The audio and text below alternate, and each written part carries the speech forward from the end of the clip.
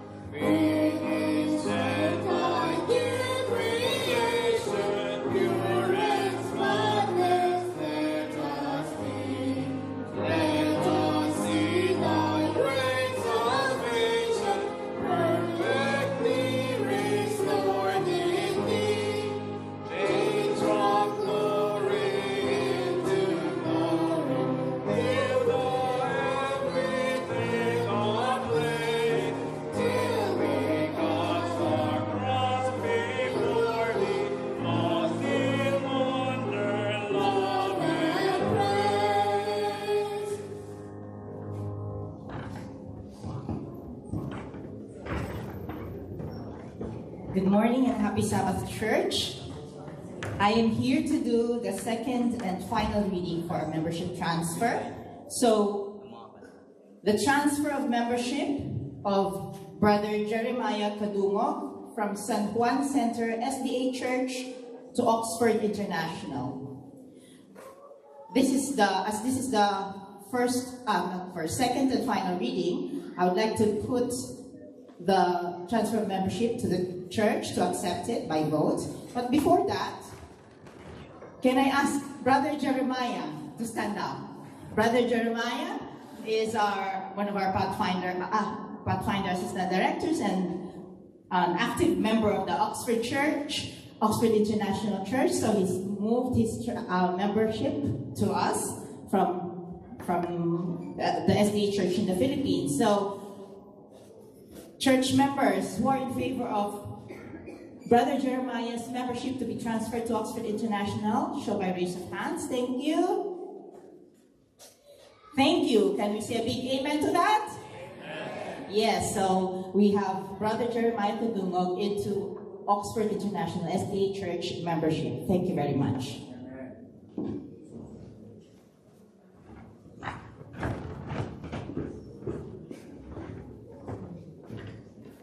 Happy Sabbath once again, and I would like to welcome our visitors this morning, Miss Laura McLaurin Can you please stand up so that the members will give you a warm welcome?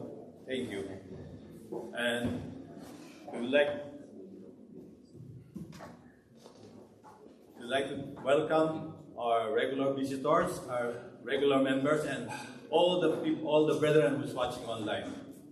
Let's prepare ourselves to our second service, divine service. Thank you very much.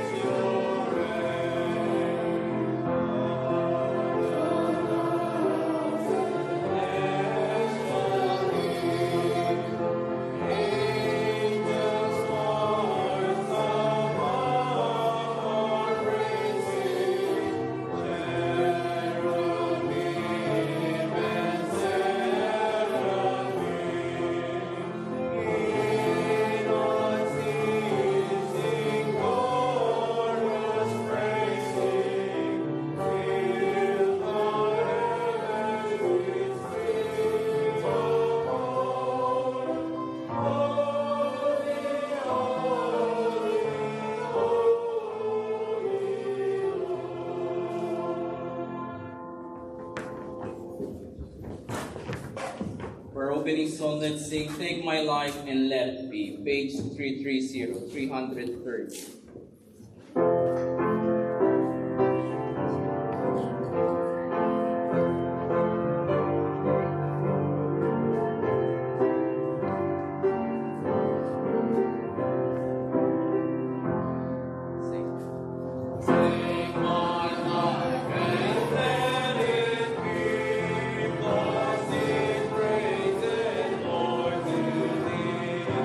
Take my hand and let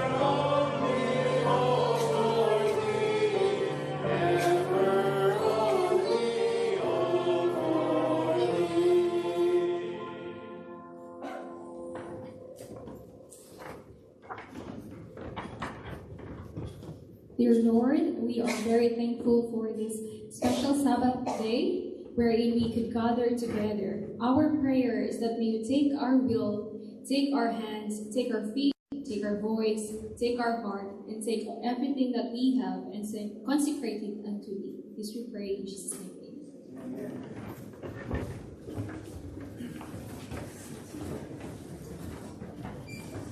Happy Sabbath once again.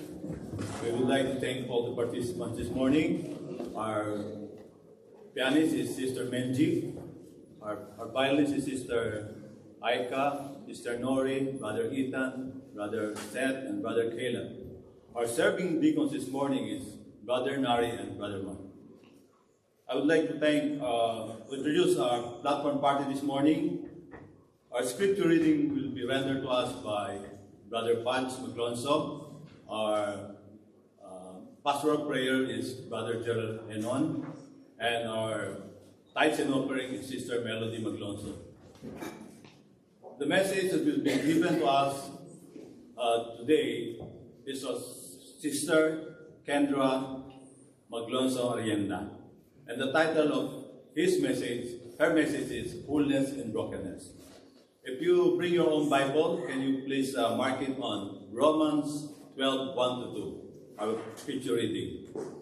And before we start our divine service, let me read you this passage from Jeremiah 7:23. But this is what I commanded them, saying, obey my voice, and I will be your God, and you shall be my people, and walk in all thy ways that I have commanded you, that it may be well with you. Before I forget, we have a special number before our message is Brother Don, will be rendered to us by Brother Don Galloway. Thank you very much and happy Sabbath.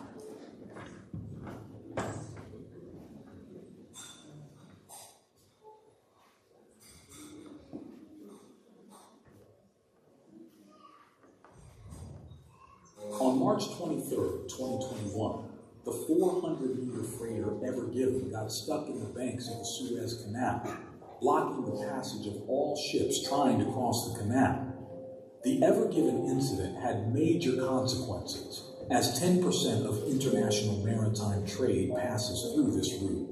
Just about 420 ships, loaded with 26 million tons of goods, remained blocked during the days the vessel was grounded.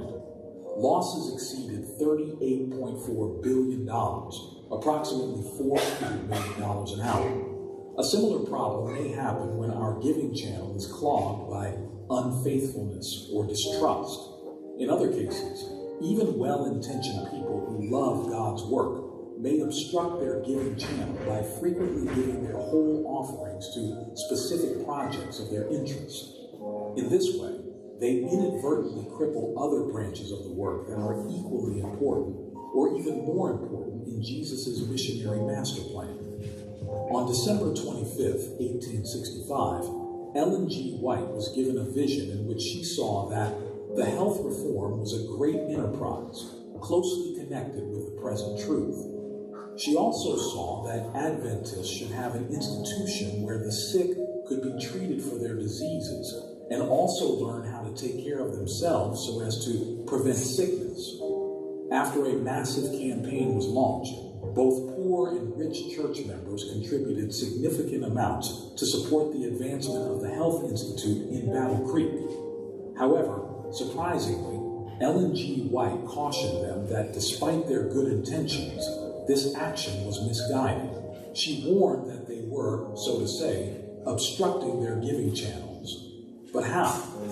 Then she explained that care should be taken not to cripple other branches of the great work which are of equal or greater importance at this time.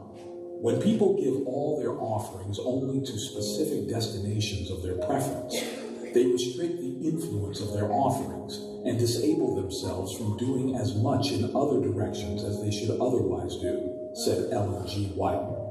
Therefore, she said that with every stirring appeal to our people for means, there should have been a caution not to rob other branches of the work. The underlying principle of this statement is that all branches of God's work everywhere should receive our equitable support to ensure that they will grow simultaneously. This can be likened to nourishing a body.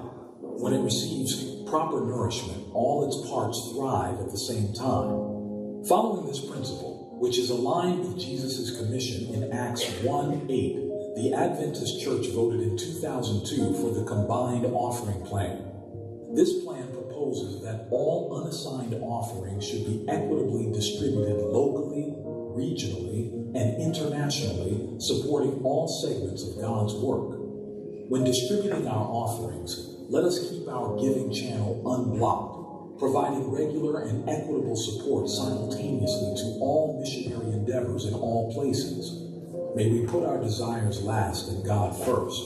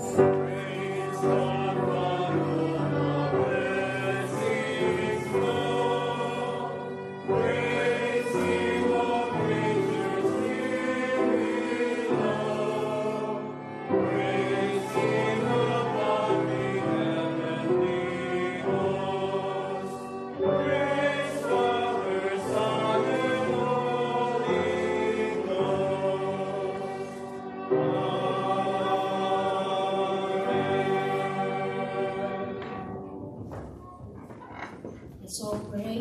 Our Heavenly Father, we thank you today for your presence.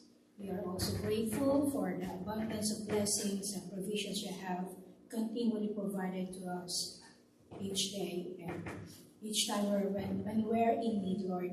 We ask that as we bring our tithes and offerings to you this morning, that this will be blessed and this will be distributed to extend your mission before your second coming. This we all ask in the beautiful name of Jesus. Amen.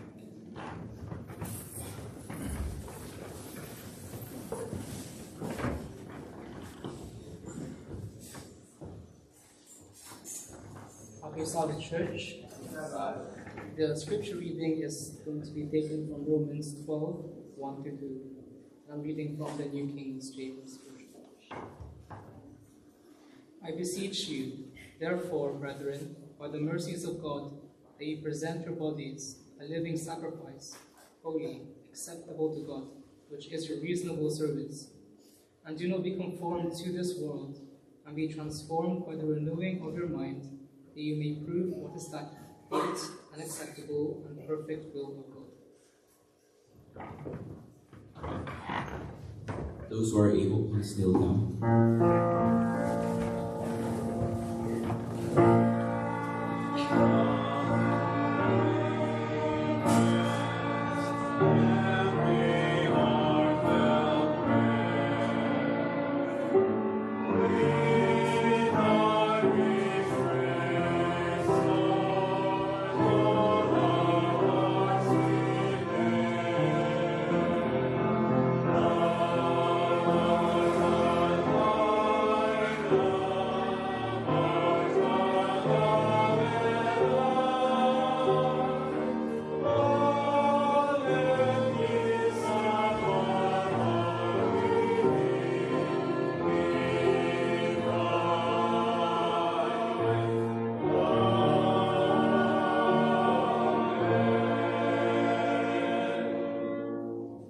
Almighty God in heaven,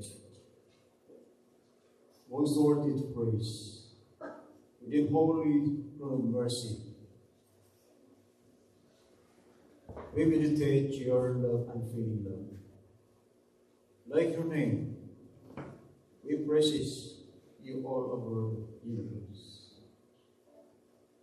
Your Almighty God is the God forever and ever. You're guiding us until the end time.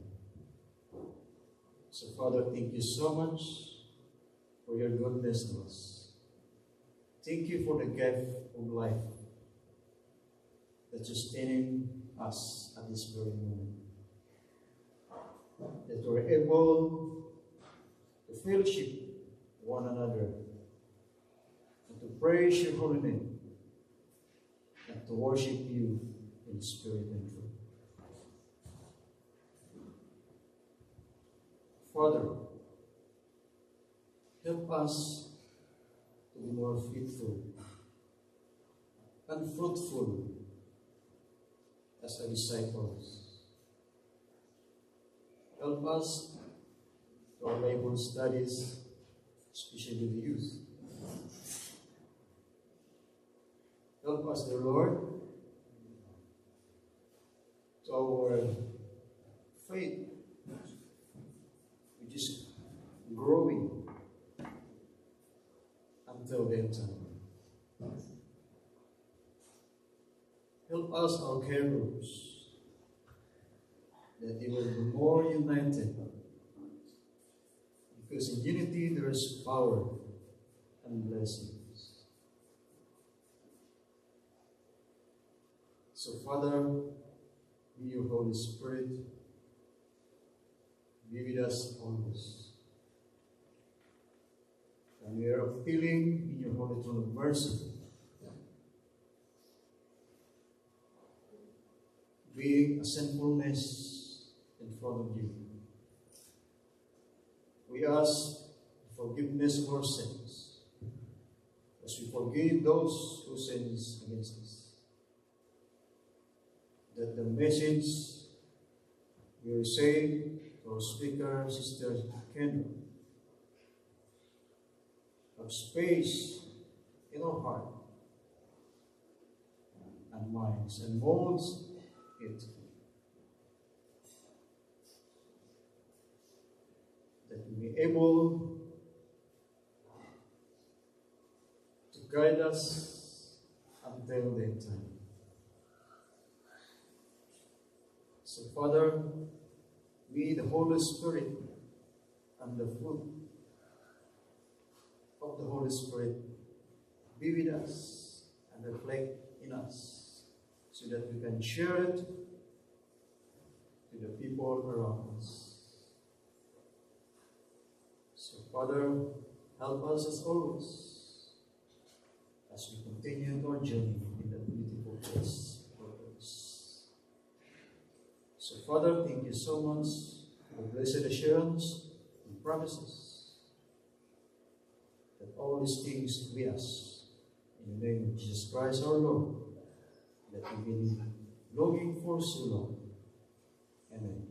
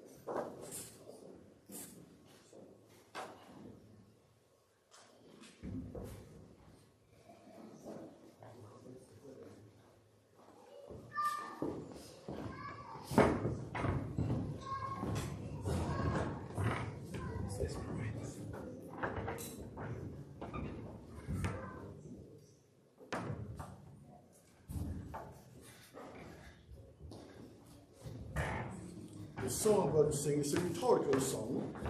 It's been kicking on for some years now. How long has it been? how long has it been?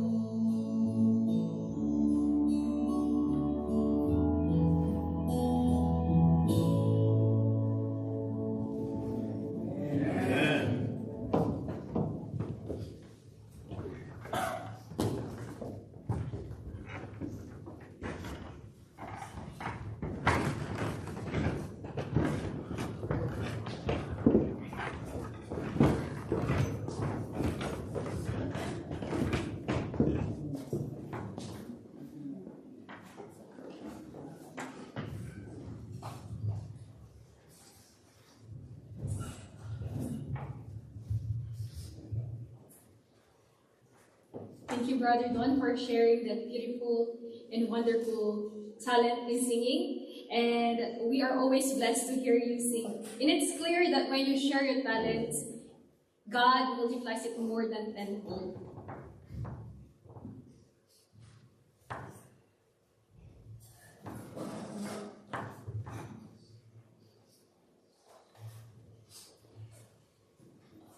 So this morning, I would like to greet everyone a happy, holy, healthy, and wealthy Sabbath.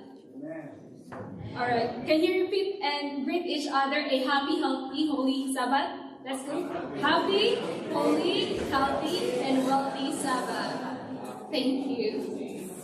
Why are we happy? As Seventh-day Adventists, we have been given the gospel, the righteousness of Jesus Christ, And because of that, we are the happiest because we have been covered by the blood of the Lamb. Holy! Because of Jesus, we can be holy and holier still. Healthy. Why? God has given us the health message because through the health message, we can be the healthiest by following His words. And though sometimes we only count coins and not paper bills, we are still the wealthiest because God our Father is rich in houses and lands. So a happy, holy, healthy, and wealthy Sabbath, everyone. Actually, just a little background, because I have no testimonies throughout the whole speaking this afternoon. But I was so surprised to see the before our tithes and offering time, the video presentation, and it's very relevant to what we'll be talking about this afternoon. I was surprised to see that it's so connected, as well as earlier with the youths. We were there with Kuya Jag, and I saw one of the texts there, and the text is our scripture for this morning, which is Romans 12, verse 1 to 2. And I feel like God is really talking to me because actually I didn't know what to share this morning, but He has blessed this message for us to listen and to hear this morning.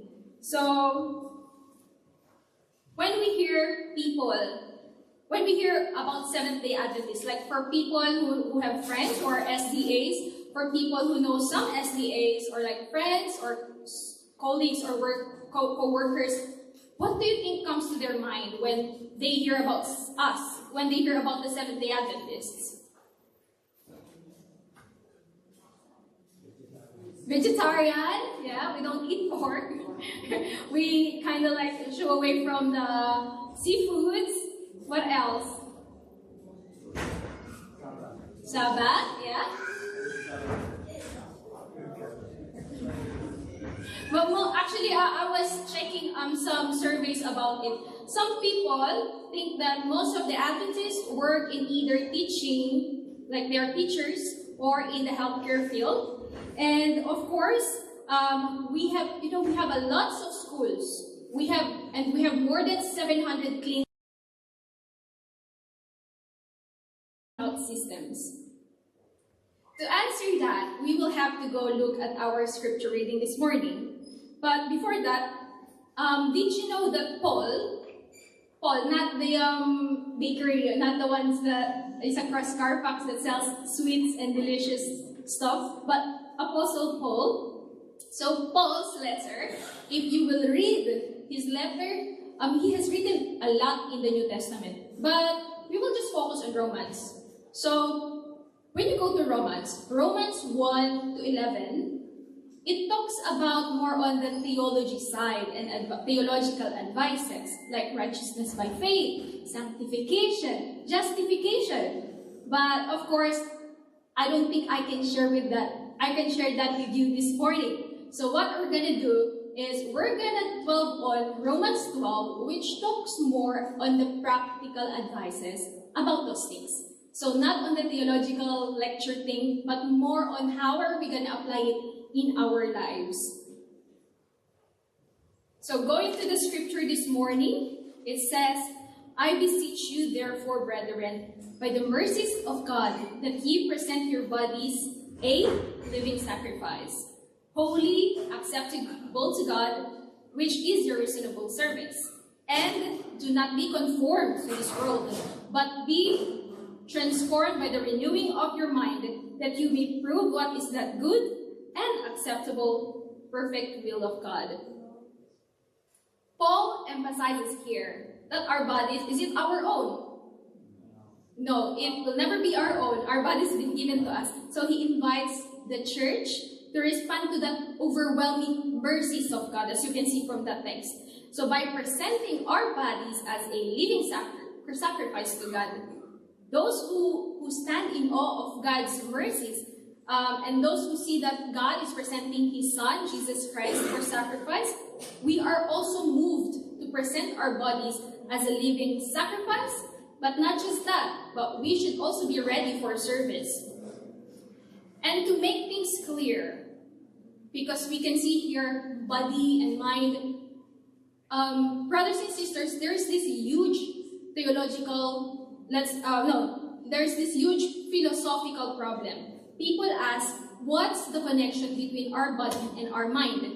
Like, they are trying to compare them to, they're trying to see. People are trying to divide those things. But what I want to make it clear is that there isn't this bifurcation between the body and the mind. Because the Bible teaches us that we are a unified well-being. We are a whole being. We're not, when people hear other half, it's actually against what the Bible teaches. So we are already whole. We are a unified being. Therefore, our thoughts, our emotions, our feelings are not segmented, and it is never separated from each other. So how you're going to feel physically will impact how you feel mentally, and it's going to impact your emotional health, but in turn, it can also affect fully your spiritual health. And to fully understand that, we're going to go back to the beginning. So this is Adam and Eve, probably. And they were in the garden when God created them. And we, Seventh-day Adventists, we always proclaim the 8 natural doctors. What are those 8 natural doctors that we always proclaim? The New Start, yeah. I have searched through the New Start. They also have now creation, celebration, just emphasizing what the different aspect of life is to improve our health. So yes, we have the New Start. We can start with letter N, which is nutrition. Yeah. Genesis 1:21. And God said, see, I have given you every herb that yields seed, which is on the face of all the earth, and every tree whose fruit yields seed, to you it shall be for food. The original intended diet for us, of course, tree, seeds, nuts, whatever grows from the soil. And that's why many people get turned off, because we only teach about those things. We only teach about vegetables, being a vegetarian. We forget that the health message here isn't about what grows from the soil. But the health message here is, and God said. Those 3 things where we find in Genesis 1:29. If God said, yes, you can eat this, that's the health message. If God said you can eat that share, that would be the health message. But God specifically, He gave us a guide on which things to eat, but that will never be the health message of us Seventh-day Adventists. Because if that will be the health message, it's going to be righteousness by food, and not righteousness by faith. So next we have E, for exercise. What exercise program do you think God gave to our first parents? Found in Genesis 2:15. The Garden of Eden. Then the Lord God, yes, took the man, put him in the Garden of Eden, to tend and keep it. So God put the man in the garden. What was he doing in the garden? Tending the garden, naming the animals, and those things. So he will have a strong physical body, and he will develop those biceps and triceps and those abs. I hear people sometimes say, oh, it's a leg day, I need to skip this. But when you work in the garden, you will always have a leg day, and you will be physically strong. Next, we have W, which is water. What did God give as a source of water for them? Now a river went out of Eden to water the garden, and from there it parted and became 4 river heads. God gave them clean and not polluted water. Goma invited us one time to go punting near the Modlin Bridge, where the Modlin College is, and I would say that that's not the cleanest or the purest form of water. God didn't give that to our first parents. So He gave clean and unpolluted water. Next, we have sunlight, found in Genesis 1:14. Then God said, let there be lights in the firmament of heavens to divide the day from the night, and let them be for signs and seasons, and for days and years. God has given them strong, big, beautiful solar energy for them to be as a source of light and life. You know, when us here generally, we're in the UK, whenever the sun is out, everyone's happy. Everyone wanted to go out, walk outside, maybe visit the park, and it just brings us joy, right? And how much more if that was the very bright light that God gave to our first parents. It must have brought a lot of joy for them as well. Now let's go to T,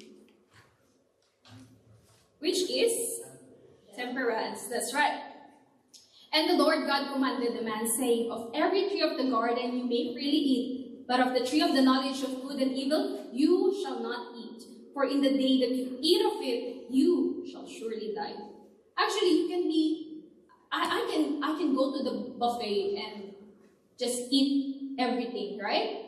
But if I just eat everything and I don't have control, that would make me as a very temperate person. So God taught them to be temperate. Also, not just with food, but in other things as well. Next, we have air. So God gave them the atmosphere and the hydrosphere and the gaseous elements around there, and they were able to breathe the purest form of air around them.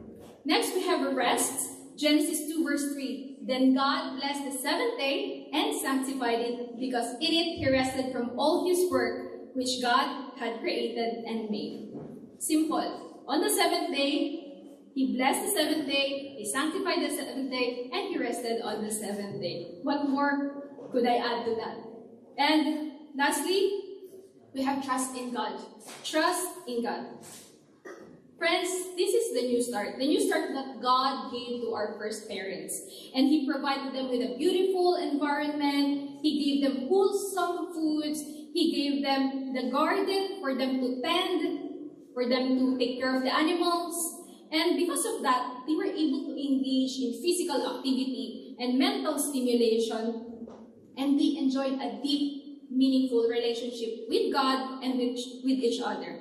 The Bible would say, God would come down in the cool of the evening to converse with them, emphasizing that there is a significance with spiritual health. So physical, mental, spiritual, relational well-being are all vital, and they were represented not only in Genesis but throughout the whole Bible until Revelation.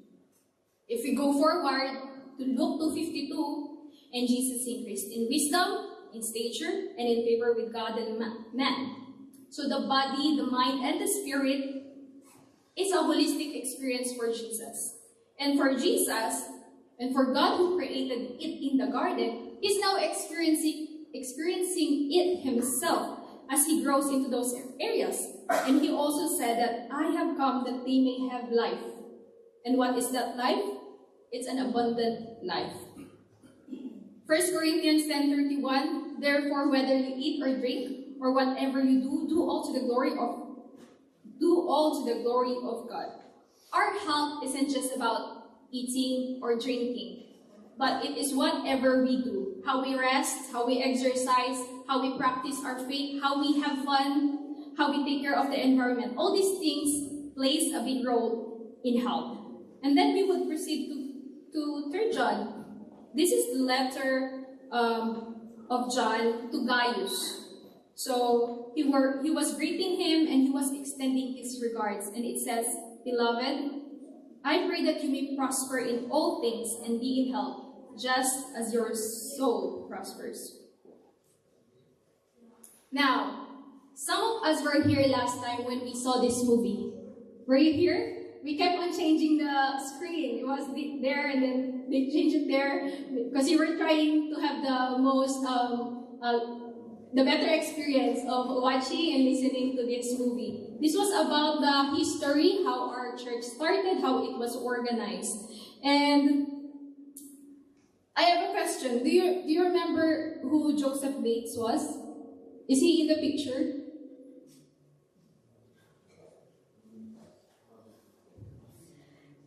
So yeah, he was actually this guy. Yeah, that is Joseph Bates. So let me tell you a little bit about Joseph Bates. Joseph Bates is actually, his career was, he was a ship's captain.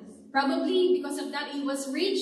He had lots of friends and connections, and probably he had a very good life, let's say a very prosperous lifestyle. So Joseph Bates, in 1821, so remember our church was, when was the church organized? Which year? 1863. Going back to 1821, Joseph Bates made the unheard of decision to stop drinking alcohol. Imagine you were a ship's captain and then you will just stop drinking. You know, when we see movies, when we watch like something with pirates or someone with ships, we see captains, they would like to drink, right? And imagine this man just stopping drinking and he's a ship's captain. What would his peers say? So in 1821, he stopped drinking alcohol, and in 1827, he kind of helped organize the first temperance societies in the United States. Temperance. Yeah. So remember, then you start, there was temperance. Temperance in the United States. And he also gave up butter, he gave up meat, he gave up cheese, he gave up rich desserts. So he was more in favor of the plant-based diet. This was before the church was organized. And this was really truly unheard of. So going now to 1863, we know that the church was organized. But did we also know that, do we also know that the major health vision was given to Ellen White during that year as well? Around the month of June, just like what the month we are on now. So it's around June 1863. The major health vision was given to Ellen White. And in there, the subject of temperance was, when the vision was given to her, she saw that the subject of temperance was far broader than just abandoning alcohol, than just including physical activity or healthful eating. She also saw the importance of rest, the importance of fresh air, the importance of exercise, sunshine, water, and she saw that the plant-based diet is the most beneficial for us. I have a personal question. Is anyone vegetarian here? How many of us are vegetarian? Vegan. Okay. Praise the Lord. Afterwards, when she had written it up, when she had written the health message, people were asking, why did you receive this message? We're eating meat here, good. And there was also, it was a struggle for them. In some of the first general conference meeting, you know, pork was served. The pork was served. So it was a struggle. It wasn't like when she saw the vision, everyone turned vegan or vegetarian. It was little by little, they were changing their lifestyle habits. But her answer is not that we should be long-lived skinny sinners, but that we were given this message because our work is not yet done. Brothers and sisters, our work is not yet done. That's why we were given this message. And to give you a brief background about the pioneers during that time, because they were only focusing on church building, studying the biblical prophecies time, and just sending out missionaries. You know, during also that time, it was a different generation for doctors, because the physicians would be prescribing opium. They would be, I know for a lot of people who has a medical background, you have studied this in your textbooks. Physicians would be giving up arsenic, tobacco. If you have asthma, they're going to give you cigarettes. Bloodletting is a common thing to do, and electrocution, and all these things. So what she's saying is kind of so different to what the norm is. And the health message that the Adventist Church received through the ministry of Ellen White wasn't like anything during that time. Today we can hear veganism, intermittent fasting, It's widespread. But 150 years ago, this was completely like out of the blue. And to make it more, let's say, stronger, you know, there's this professor. His name is Dr. Clive McKay. He's a professor of nutrition in Cornell University in New York City. So he was deeply impressed. He was introduced to Ellen White writing. He's not an Adventist. He's not a believer. I don't think he's even a Christian. But he was introduced to Ellen White's writing, and he asked, how could a woman with virtually no education set up health teaching so far in advance of her time? And this professor, she checked out all the writings about nutrition and diet from Ellen White and compared it with other authors during her time. And he saw that this must be an amazing woman with knowledge beyond her years, and that she wasn't copying anyone. She wasn't copying anyone during her time. She must have gotten this from somewhere supernatural, he would say. He also said, I am impressed with the correctness of her teachings in the light of modern nutritional science. In spite of the fact that her works were written long before the advent of modern scientific nutrition, no better overall guide is available today. But, brothers and sisters, you have been studying the Great Controversy, right? You have been studying everything about what's gonna happen in the end. What was our origin? What happened before? But why is the health message, do you think, why is it still relevant for us today in the last days? And we can understand that in the Great Controversy, there will come a time, the climax of it, wherein it will be greatly manifested, this great controversy. There will come a time that all of humanity has to make their decision. There will be a call to make a decision. Just like in heaven, when the angels they had to choose which side to be on. So there will come a time that we will all have to make that choice. And it's a decision that you have to make.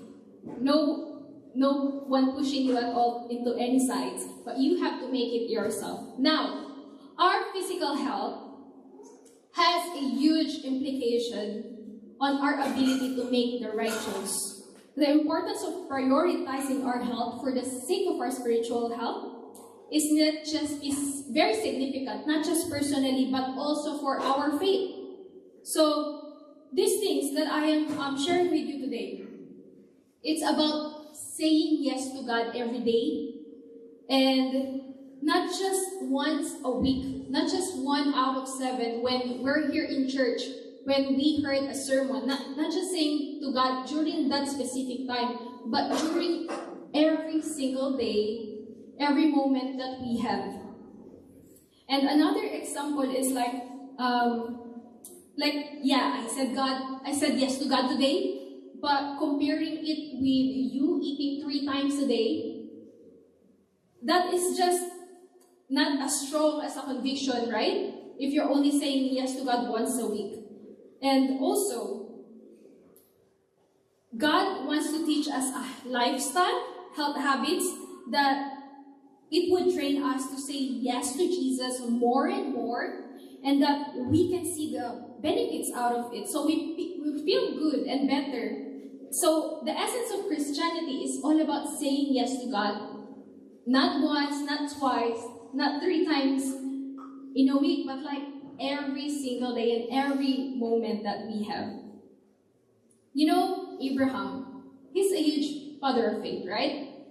And in Abraham's story, have you ever wondered what goes in between when when the Bible is quiet about him? Like, for example, the angel came to his house, and then suddenly the story turned into, there he is. He's about to sacrifice his own son. The question is, have you ever wondered what goes in between? Like, what happens in between the angel came there and the other pivotal moment in his life? What happens is that Abraham is just going on about his daily life. Abraham, like maybe eating, tending his flocks, and maybe every single day he was governing his family and his group. But every day he has to make that decision. And that decision is to choose God. So we have to have that consistency and faithfulness in our decision. And lastly, as a church and as a community, we have been entrusted this important health message. We are to dedicate ourselves for His cause and for the help that He has given us. Don't make the decision when it's too late, when you're just lying in bed and frail and old and just weak. We have to make this decision now while we are still strong and standing. And of course, we are all broken.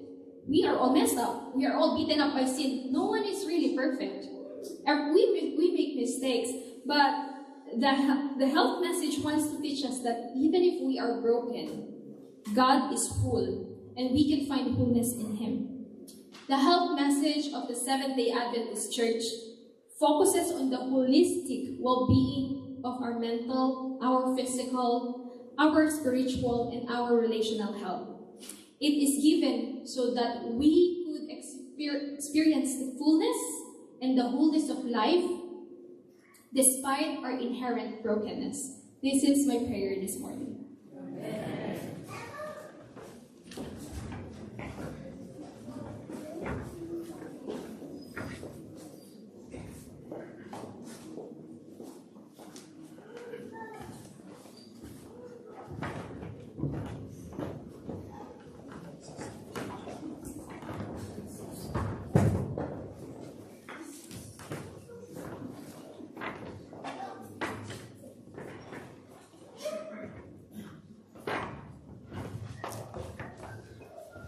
Thank you for the wonderful message, Lord. When you start trusting the Lord, for our closing song, let's sing Lord Whose Love in Humble Service. 363. 363, Lord Whose Love in Humble Service.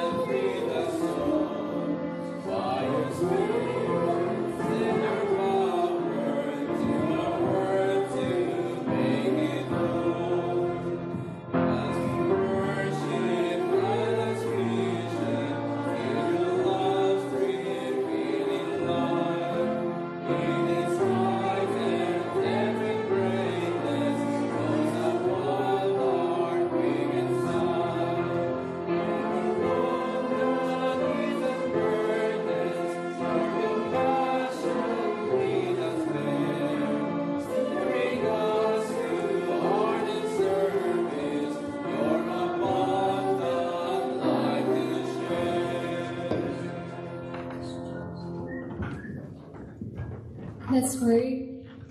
Dear God in heaven, we are thankful for entrusting us with the health message. We are thankful that you have chosen us as your people.